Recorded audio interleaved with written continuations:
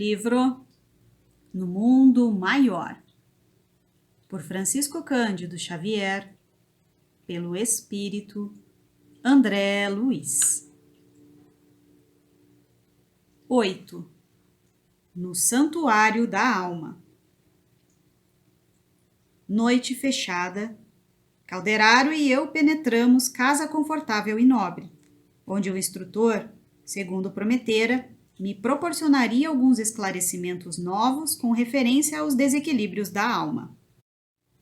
Não é caso tão grave quanto aquele do paralítico que visitamos, adiantou o prestimoso orientador. Trata-se, a bem dizer, de questão quase vencida. Há muito tempo assisto Marcelo com fluidos reconfortantes, e a sua situação é de triunfo integral.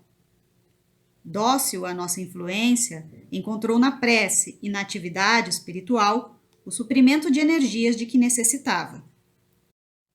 Vimos ontem um caso de destrambelho total dos elementos perispiríticos, com a consequente desagregação do sistema nervoso em doloroso quadro que só o tempo corrigirá.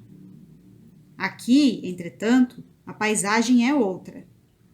O problema de perturbação essencial já está resolvido. O reajustamento da vida surgiu pleno de esperanças novas. A paz regressou ao tabernáculo orgânico. Mas perseveram ainda as recordações, os remanescentes dos dramas vividos no passado aflorando sob forma de fenômenos epileptoides, as ações reflexas da alma que emergem de vasto e intricado túnel de sombras e que tornam, em definitivo, o império da luz. Se o mal demanda tempo para fixar-se, é óbvio que a restauração do bem não pode ser instantânea. Assim ocorre com a doença e a saúde, com o desvio e o reestabelecimento do equilíbrio. Ao atravessar o pórtico, dirigimos-nos devidamente autorizados ao interior, onde agradavelmente me surpreendeu encantadora cena de piedade doméstica. Um cavalheiro, uma senhora e um rapaz achavam-se imersos nas divinas vibrações da prece, cercados de grande número de amigos do nosso plano. Fomos recebidos amorosamente. Convidou-me o orientador a colaborar nos trabalhos em curso, de vez que, com a valiosa cooperação daqueles 3 companheiros encarnados, se prestavam a irmãos recém-libertos da crosta reais auxílios de modalidades várias. Digna de registro era a respeitável beleza daquela reduzida assembleia consagrada ao bem e à iluminação do espírito. Admirando a harmonia daqueles 3 corações unidos nos mesmos nobres pensamentos e propósitos, e que miríficos fios de luz entrelaçavam, o assistente amigo comentou com oportunidade. A família é uma reunião espiritual no tempo e, por isto mesmo, o lar é um santuário. Muitas vezes, mormente na terra, vários de seus componentes se afastam da sintonia com os mais altos objetivos da vida. Todavia, quando 2 ou 3 de seus membros aprendem a grandeza das suas probabilidades de elevação, congregando-se intimamente para as realizações do Espírito Eterno, são de esperar maravilhosas edificações. Compreendi que o instrutor estimaria prestar-me outros esclarecimentos, ampliando a santificante concepção da família. Contudo, o serviço urgente não nos permitia mais longa palestra. O trabalho de socorro a irmãos sofredores prosseguiu ativo em nosso lado. Terminado o concurso do trio familiar, com expressiva e comovedora oração, começou a retirada dos companheiros de nossa esfera, enquanto os amigos encarnados entravam em carinhosa conversação. O cavalheiro, com o sorriso feliz do trabalhador que bem cumpriu o dever, dirigiu-se aos circunstantes em voz alta. Graças a Deus, tudo normal. Encarando o rapaz com imensa ternura paternal, indagou. E você, Marcelo? Continua bem? Oh, sem dúvida, respondeu o interpelado, alegre.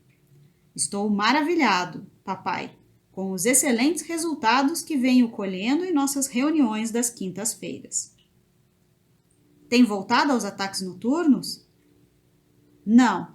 À proporção que me esforço no conhecimento das verdades divinas, cooperando com minha própria vontade no terreno da aplicação prática das lições recebidas, sinto que passo cada vez melhor, que me reforço intimamente, recuperando a saúde perdida.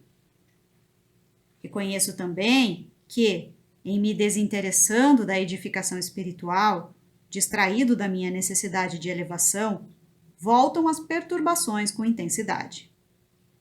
Nessas fases nocivas, desperto alta noite com os membros cansados e doloridos, e assaltam-me evidentes sinais de convulsões, deixando-me longos momentos sem sentido. O jovem sorriu a esta singela confissão filial e prosseguiu. Felizmente, porém, agora que me consagro, zeloso e assíduo, a tarefa espiritualizante, reconheço que os passes de mamãe são mais eficientes, estou mais receptivo e observo que a boa vontade é fator decisivo em meu bem-estar.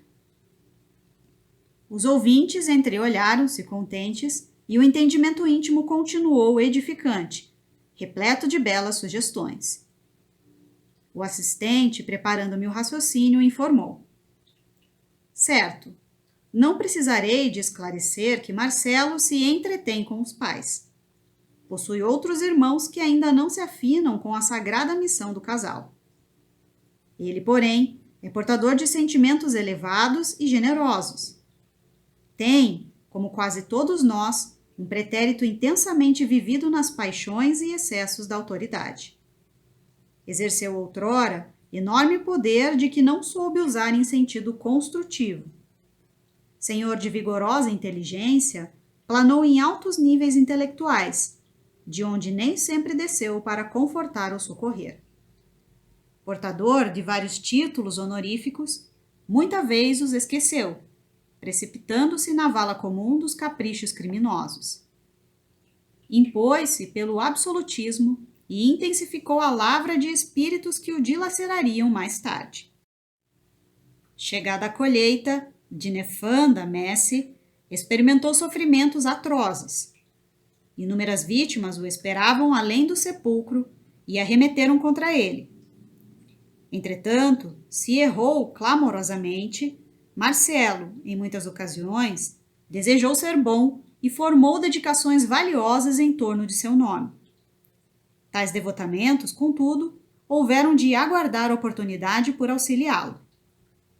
Os inimigos eram massa compacta e gritavam furiosamente, invocando a justiça vulgar, retiveram-no longo tempo nas regiões inferiores, saciaram velhos propósitos de vingança, sevicilhando-lhe a organização perispiritual.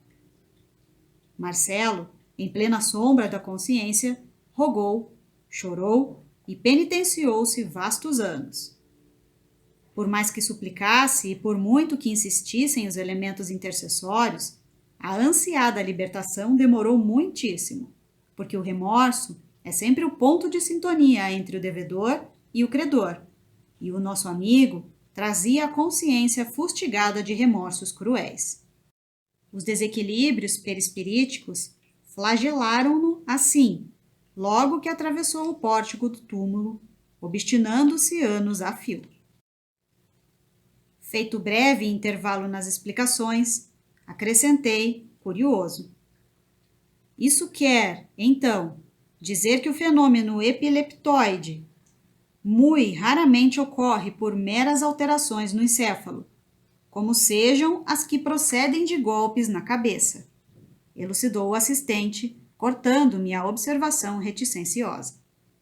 E, geralmente, é enfermidade da alma, independente do corpo físico, que apenas registra, nesse caso, as ações reflexas. Longe vai o tempo em que a razão admitia o paraíso ou o purgatório como simples regiões exteriores. Céu e inferno, em essência, são estados conscienciais. E se alguém agiu contra a lei, ver-se-á dentro de si mesmo em processo retificador, tanto tempo quanto seja o necessário. Ante a realidade, portanto, somos compelidos a concluir que, se existem múltiplas enfermidades para as desarmonias do corpo, outras inúmeras há para os desvios da alma. O instrutor fez pausa curta, apontou para o rapaz e continuou.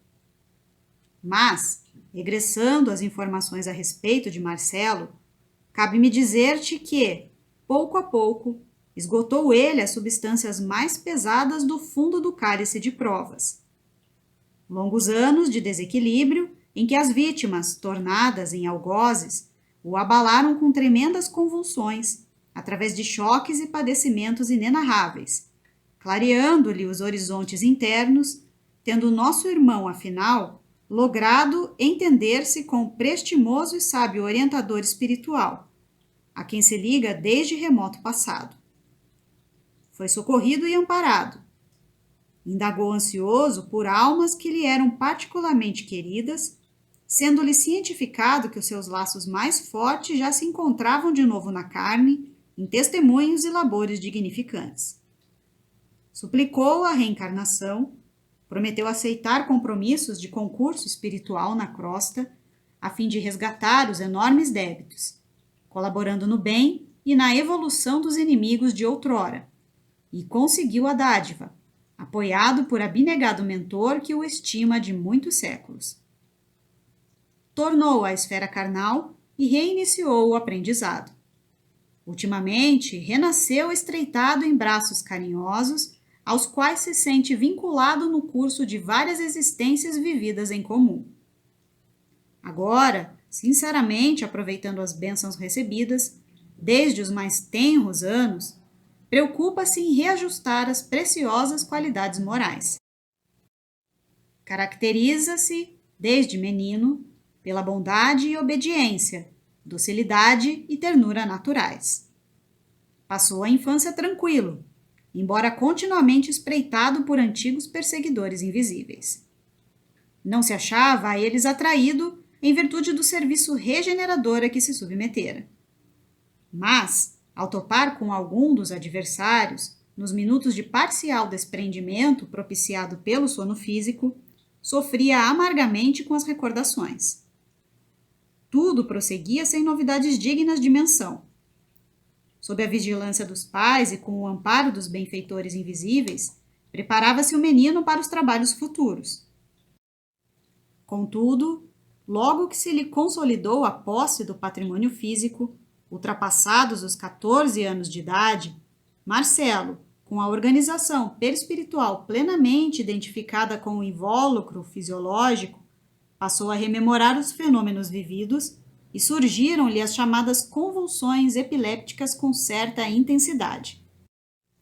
O rapaz, todavia, encontrou imediatamente os antídotos necessários, refugiando-se na residência dos princípios nobres, isto é, na região mais alta da personalidade, pelo hábito da oração, pelo entendimento fraterno, pela prática do bem e pela espiritualidade superior.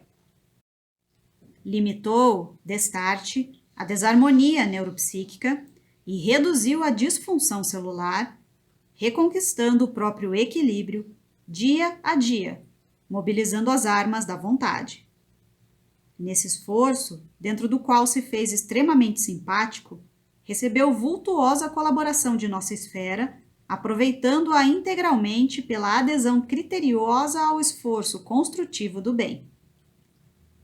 Recebendo a luta com serenidade e paciência, instalou em si mesmo valiosas qualidades receptivas, favorecendo-nos o concurso e dispensando, por isso mesmo, a terapêutica dos hipnóticos ou dos choques, a qual, provocando estados anormais no organismo perispirítico, quase sempre nada consegue senão deslocar os males, sem os combater nas origens.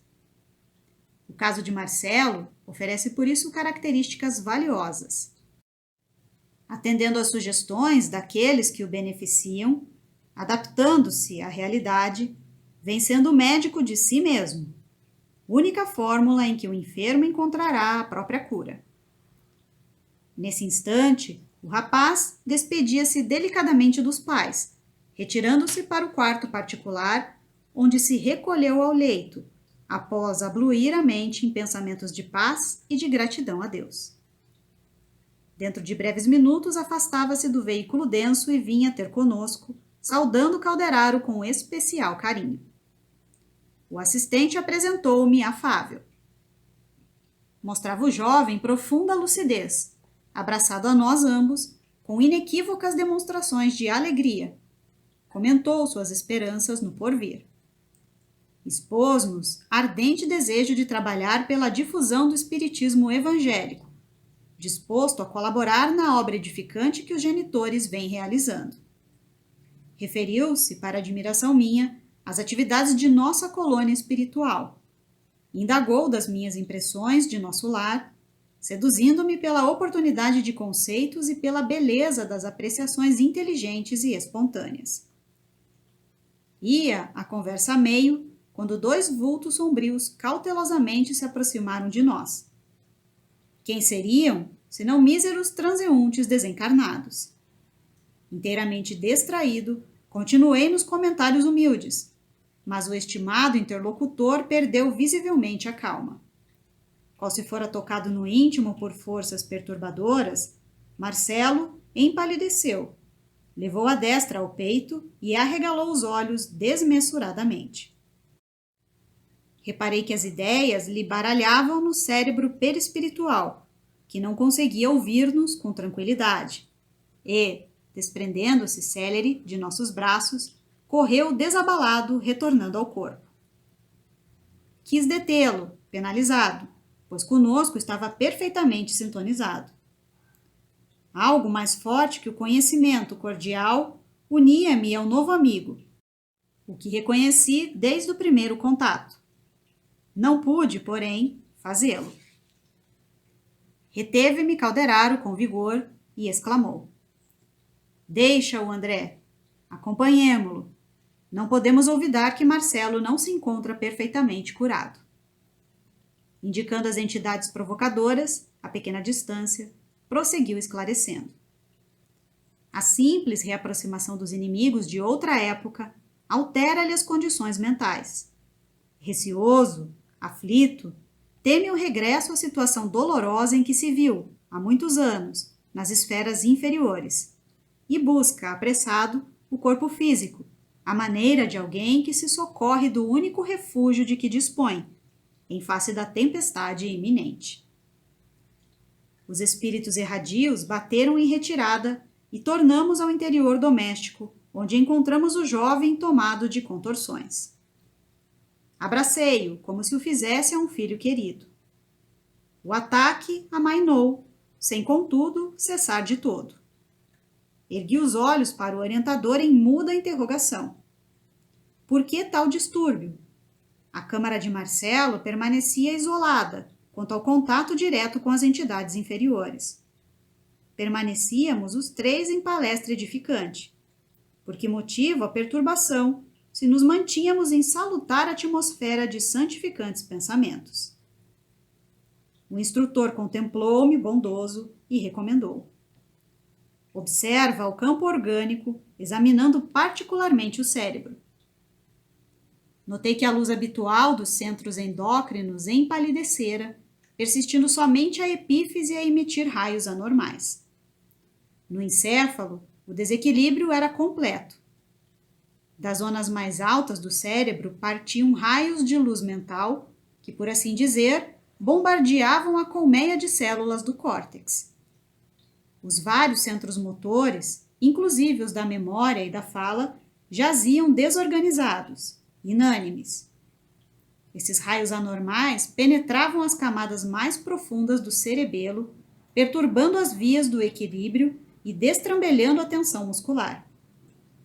Determinavam estranhas transformações nos neurônios e imergiam no sistema nervoso cinzento, anulando as atividades das fibras. Via-se totalmente inibido o delicado aparelho encefálico. As zonas motoras, açoitadas pelas faíscas mentais, perdiam a ordem, a disciplina, o autodomínio, por fim cedendo, baldas de energia. Enquanto isso, Marcelo, o espírito, contorcia-se de angústia, justaposto ao Marcelo forma, encarcerado na inconsciência orgânica, presa de convulsões que me confrangiam a alma. Após detido exame, indaguei de Calderaro. Como explicar essa ocorrência? Afinal de contas, nosso amigo não se encontra aqui sobre o guande de perseguidores desencarnados, mas em nossa exclusiva companhia. O orientador, agora em ação de socorro magnético, interferia, restaurando o equilíbrio, recomendando-me aguardar alguns minutos. Em breve, dominou a desarmonia, envolvendo-lhe o campo mental em emissões fluídico-balsâmicas. O desastre não chegou a termo. Marcelo aquietou-se.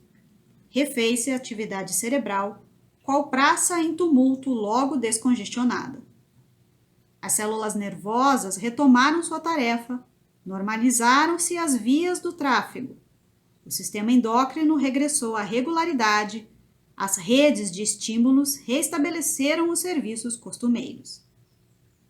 Marcelo, desapontado e abatido, caiu em profundo sono, pois Calderaro entendeu conveniente proporcionar-lhe maior repouso, não lhe permitindo a retirada em corpo perispiritual nos primeiros minutos de paz que se sucederam à forte crise.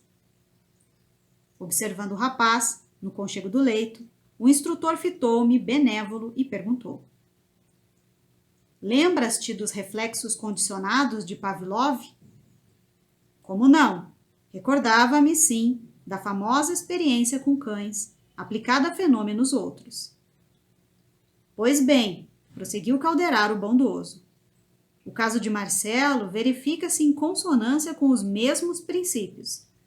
Em existências passadas, errou em múltiplos modos, e o remorso, imperiosa força a serviço da divina lei, guardou-lhe a consciência, qual sentinela vigilante, entregando-os aos seus inimigos nos planos inferiores e conduzindo-o à colheita de espinhos que semeara. Logo após a perda do vaso físico, num dos seus períodos mais intensos de queda espiritual. Em consequência de tais desvios, perambulou desequilibrado, de alma doente, exposto à dominação das antigas vítimas. Desarranjou os centros perispirituais, enfermando-os para muito tempo. Sustentado pelo socorro de um grande instrutor que intercedeu por ele, renasceu mais calmo, agora para importante serviço de resgate. Todavia, a cooperação valiosa recebida do exterior não poderia transformar-lhe de modo visceral a situação íntima. Conservava-se desafogado dos impiedosos adversários, aos quais deveria ajudar doravante. Contudo, o organismo perispirítico arquivava a lembrança fiel dos atritos experimentados fora do veículo denso. As zonas motoras de Marcelo, em razão disso, salientou o atencioso orientador, simbolizando a moradia das forças conscientes. Em sua atualidade de trabalho, constituem uma região perispiritual em convalescença, quais as sensíveis cicatrizes do corpo físico. Ao se reaproximar de velhos desafetos, o rapaz, que ainda não consolidou o equilíbrio integral, sujeita-se aos violentos choques psíquicos, com o que as emoções se lhe desvairam, afastando-se da necessária harmonia.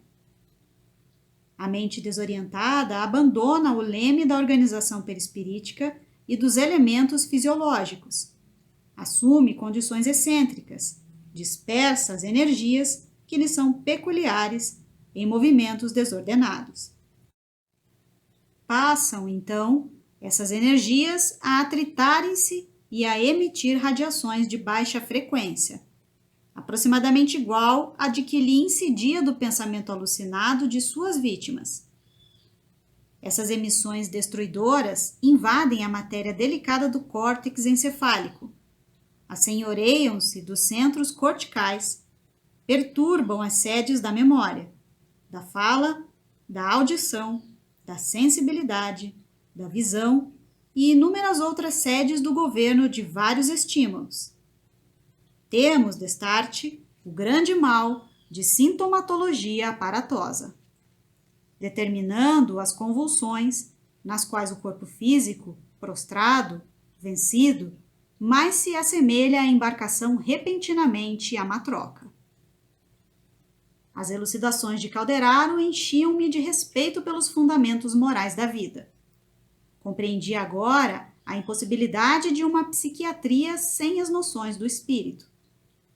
Lembrou-me a luta secular entre fisiologistas e psicologistas, disputando a norma de socorro aos alienados mentais. Mesmer e Charcot, Pinel e Broca desfilaram ante minha imaginação, enriquecida de novos conhecimentos. A interrupção das digressões do assistente não durou muito. Devo, na verdade, consignar que, desde a primeira hora de nossas conversações, tais intermitências se fizeram habituais, parecendo-me que Calderaro intencionalmente me proporcionava tréguas para ruminar-lhe os conceitos. Respondendo-me às íntimas ponderações, continuou: impossível é pretender a cura dos loucos à força de processos exclusivamente objetivos. É indispensável penetrar a alma, devassar o cerne da personalidade, melhorar os efeitos socorrendo as causas. Por consequente, não restauraremos corpos doentes sem os recursos do médico divino das almas, que é Jesus Cristo. Os fisiologistas farão sempre muito, tentando retificar a disfunção das células. No entanto, é mister intervir nas origens das perturbações. O caso de Marcelo é tão somente um dos múltiplos aspectos do fenômeno epileptoide, para empregarmos a terminologia dos médicos encarnados. Esse desequilíbrio perispiritual assinala-se, todavia, por gradação demasiado complexa. A confirmação da teoria dos reflexos condicionados não se aplica exclusivamente a ele. Temos milhões de pessoas irracíveis que, pelo hábito de se encolerizarem facilmente, viciam os centros nervosos fundamentais pelos excessos da mente sem disciplina, convertendo-se em portadores do pequeno mal, em dementes precoces, em neurastênicos do tipo diverso ou em doentes de franjas epilépticas, que andam por aí submetidos à hipoglicemia insulínica ou ao metrazol. Enquanto isso, os serem educados mentalmente para a correção das próprias atitudes internas no ramerrão da vida, lhe seria tratamento mais eficiente e adequado, pois regenerativo e substancial. Enunciando tais verdades, não subestimamos o ministério dos psiquiatras abnegados, que consomem a existência na dedicação aos semelhantes, nem avançamos que todos os doentes, sem exceção, possam dispensar o concurso dos choques renovadores, tão necessários a muita gente como ducha para os nervos empoeirados. Desejamos apenas salientar que o homem, pela sua conduta, pode vigorar a própria alma ou lesá-la. O caráter altruísta que aprendeu a sacrificar-se para o bem de todos estará engrandecendo os celeiros de si mesmo em plena eternidade. O homicida, esparzindo a morte e a sombra em sua cercania, estabelece o império do sofrimento e da treva no próprio íntimo. Ao topar com irmãos nossos sobre o domínio das lesões perispiríticas, consequências vivas dos seus atos, exarados pela justiça universal, é indispensável, para assisti-los com êxito, remontar à origem das perturbações que os molestam. Isto se fará não a golpes verbalísticos de psicanálise, mas socorrendo-os com a força da fraternidade e do amor, a fim de que logrem a imprescindível compreensão com que se modifiquem, reajustando as próprias forças. Nesse instante, observando que Marcelo se reerguia, o instrutor interrompeu-se nas elucidações e convidou-o a vir ter conosco novamente.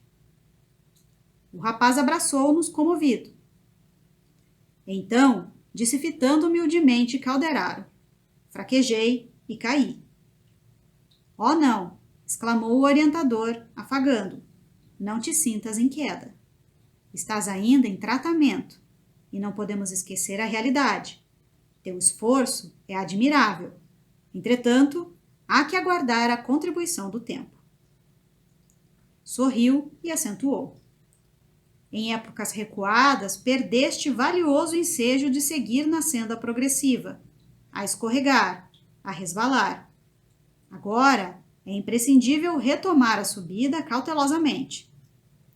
O pássaro de asas débeis não pode abusar do voo. O jovem cobrou esperanças novas e, contemplando Calderaro reconhecidamente, inquiriu. Acredito, meu benfeitor, que deva optar pelo uso de hipnóticos? Não. Os hipnóticos são úteis só na áspera fase de absoluta ignorância mental, quando é preciso neutralizar as células nervosas ante os prováveis atritos da organização perispirítica.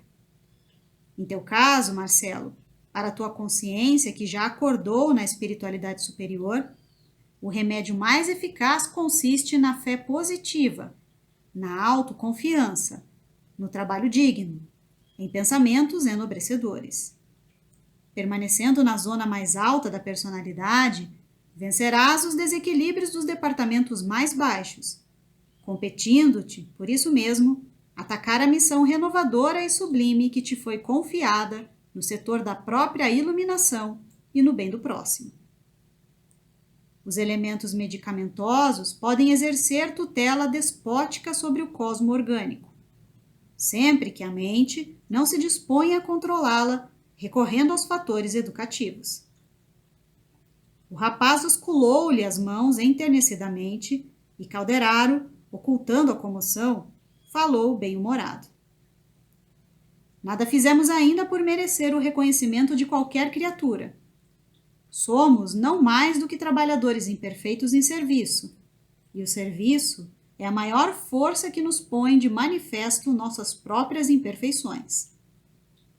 Todos temos um credor divino em Jesus, cuja infinita bondade não nos é lícito esquecer. E, acariciando-lhe os cabelos, acentuou. Já ouviste a palavra celestial, abandonando o mal, para que te não suceda coisa pior. Assim sendo, és agora feliz. Em verdade, somos presentemente felizes, porque nosso objetivo de hoje é a realização do reino de Deus em nós, com o Cristo. Trabalhemos com Ele, por Ele e para Ele, curando nossos males para sempre. O jovem abraçou-se a nós, qual se fora um filho, de encontro aos nossos corações, e saímos juntos em agradável excursão de estudos, enquanto seu corpo físico repousava tranquilamente.